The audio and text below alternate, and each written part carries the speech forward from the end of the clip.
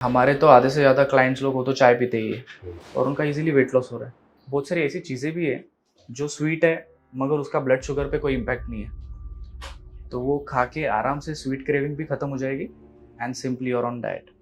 Fat loss happens by eating more, it correct, doesn't happens by eating less. Correct, तुम्हारे transformation सबसे ज़्यादा है, ask नाचर में till date. और करेक्ट। तुमने बड़े-बड़े ट्रांसफॉर्मेशन करवाए 30 किलो, 40 किलो, 50 किलो तक के लोगों के। ऐसे-ऐसे मील्स बनाते हैं या फिर क्रिएट करते हैं जो हुँ, बहुत ही ईज़ी है उनको फॉलो करने के लिए कि दिन की जो रिक्वायरमेंट है वो फुलफ़िल हो जाए हुँ। और वो आराम से फुलफ़िल हो सकती है 1 मील में भी। आपको अगर ट्रस्ट नहीं है स्टार्टिंग में होना भी नहीं चाहिए। मैं तो बोलता हूँ पहले आपको रिज़ल्ट्स आने दो फिर आप मुझ पे ट्रस्ट करो बिंदास। ये चीज़ अगर ऐसे करेंगे, तो ये इंसान जो है, ये मेरी बात मान लेगा। It is very sweet of you कि आप खुद पे ब्लेम ले रहे हो, but it is not your mistake. ये सारी जो बेसिक चीज़ें जो हमने बात करी है आज, ये उन लोगों के लिए बहुत हेल्पफुल रहेगी, जो न्यूट्रिशन प्लान स्टार्ट करना चाहते हैं, बट उनके कुछ बेसिक क्वेश्चंस हैं।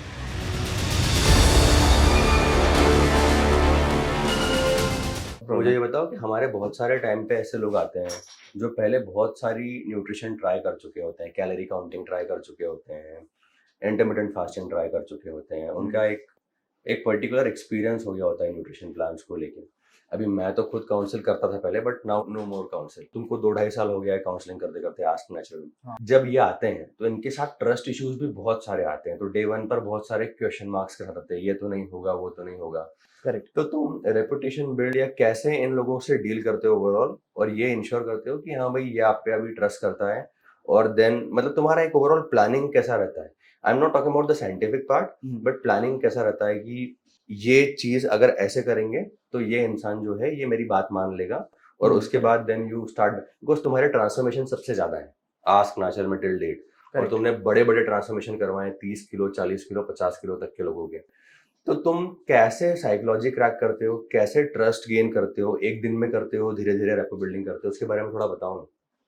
तो जब सबसे ट्रस्ट इश्यूज़ आते हैं तब? हाँ, सबसे पहले तो क्या करता हूँ मैं कंसल्टेशन के टाइम पे, मैं उनकी रिक्वायरमेंट देखता हूँ कि उनकी रिक्वायरमेंट क्या है, उनका गोल क्या है।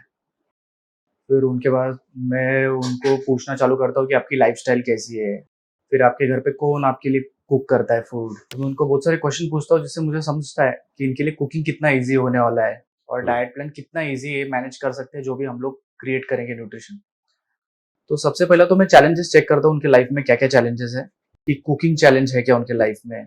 तो अगर उनको उनके पास ज़रा भी टाइम नहीं है, अगर 5-10 मिनट का हार्डली कुछ टाइम है, तो हम लोग ऐसे-ऐसे मील्स बनाते हैं या फिर क्रिएट करते हैं, तो बहुत ही ईज़ी है उनको फॉलो करने के लिए।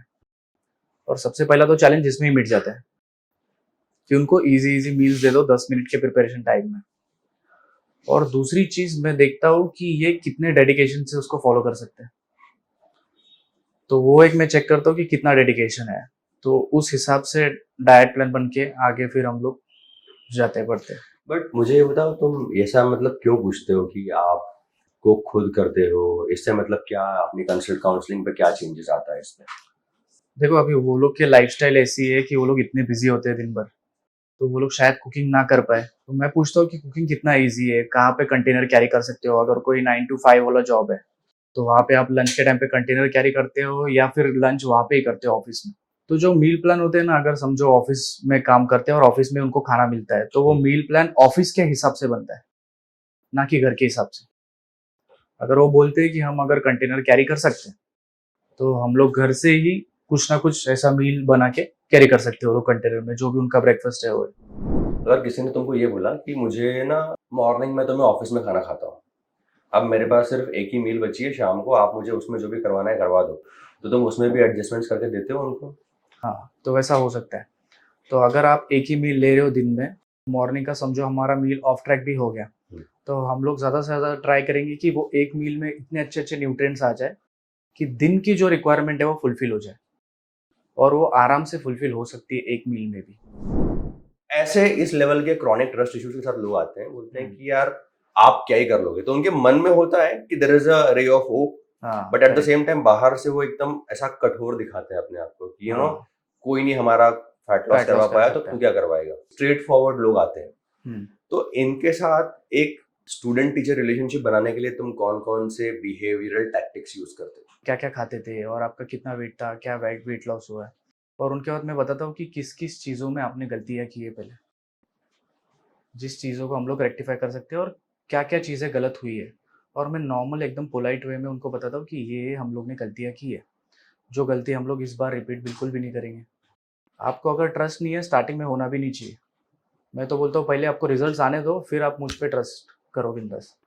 तो जैसे ही 1-2 हफ्ते के लिए वो लोग फॉलो करते हैं, वो ऑटोमेटिक वो ट्रस्ट गेन हो ही जाता है फिर। लोग कई कई बार आके बोलते हैं, अरे यार पता है ना, मैं बहुत इनडिसिप्लिन इंसान हूँ। क्यों? क्योंकि मैं रोज मीठा खाता हूँ। तो वो खुद पे ब्लेम ले रहे हैं। तो I always tell them that it is very sweet of you कि आप खुद पे ब्लेम ले रहे हो, but it is not your mistake. Craving is genetic. आपके पापा का HbA1c क्या था, दादा का क्या था, वो डिसाइड करता है आपको दिन में कितना मीठे की क्रेविंग्स आएगी। ठीक है, तो इसी हिसाब से अगर आप लॉजिकली देखो तो डिफरेंट डिफरेंट स्टेट्स में कहाँ पर लोगों को कैसे क्रेविंग आती है डिपेंड करता है कि उनका कल्चर कैसा है। तो यहाँ पर आपको किसी ने बोल दिया कि यू नो व्हाट, मैं डाइट प्लान करने तो आया हूँ, बट मुझे क्रेविंग्स बहुत है, मुझे खाना ही खाना है मीठा, तो कुछ एंड ऑफ द डे खाना ही खाना है। तो ऐसे टाइम पर तुम कैसे स्ट्रेटेजाइज करते हो प्लान को, ताकि उसको जो चाहिए वो भी मिल जाए और वो उसका फैट लॉस भी हो जाए या उसका काम भी हो जाए जो गोल लेके आया है वो हमारे पास। तो देखो, अभी अगर स्वीट की क्रेविंग है, वो तो चाहे वो टेबल शुगर वाला स्वीट हो या फिर स्टीविया वाला हो, वो कुछ पता नहीं चलता है।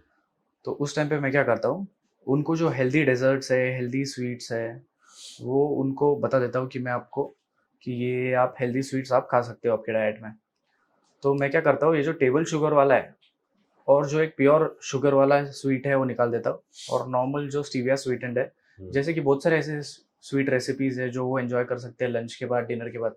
जैसे बहुत सारे पैनकेक्स हो गए, खीर हो गई, तो वो सब मैं ऐड कर देता हूँ और जो जो रेसिपीज़ है उनको हेल्प कर देता हूँ कि इस तरीके से बना सकते हो। बहुत सारी ऐसी चीज़ें भी है जो स्वीट है मगर उसका ब्लड शुगर पे कोई इम्पैक्ट नहीं है, तो वो खा के आराम से स्वीट क्रेविंग भी खत्म हो जाएगी एंड सिंपली और ऑन डाइट। मेरा ये मानना है कि cravings are always followed by hunger.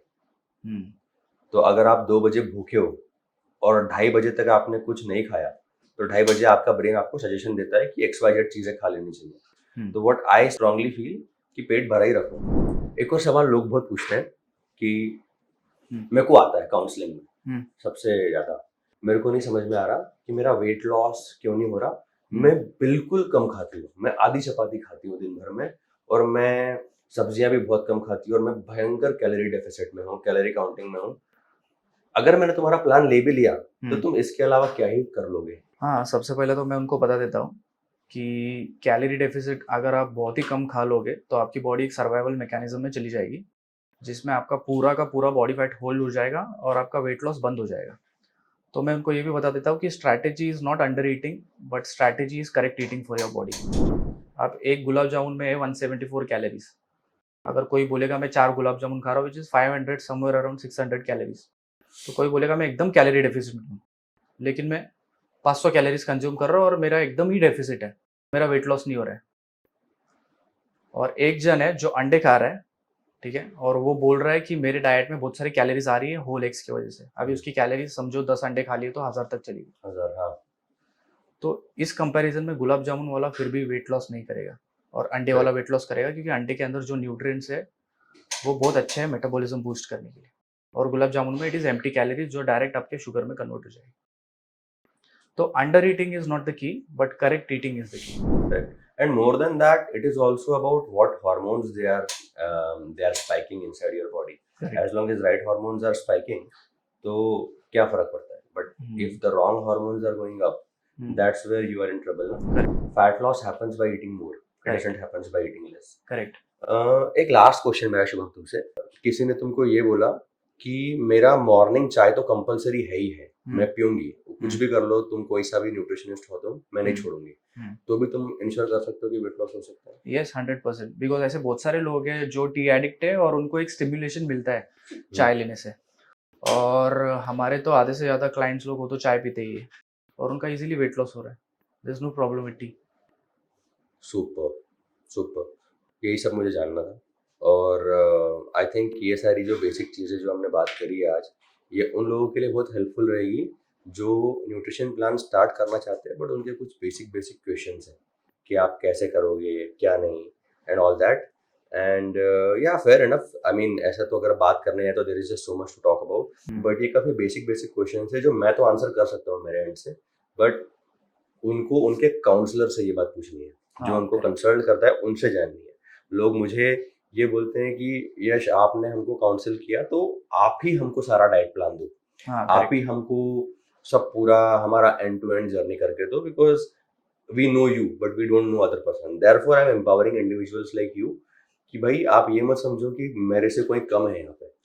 everybody, all of us work in a round table manner and all of us work on the same page. So जो स्ट्रैटेजी है, जैसे एक कॉफ़ी है कैफे कॉफ़ी डे की, तो किसी भी store पे जाओ कॉफ़ी का टेस्ट सेम रहता है।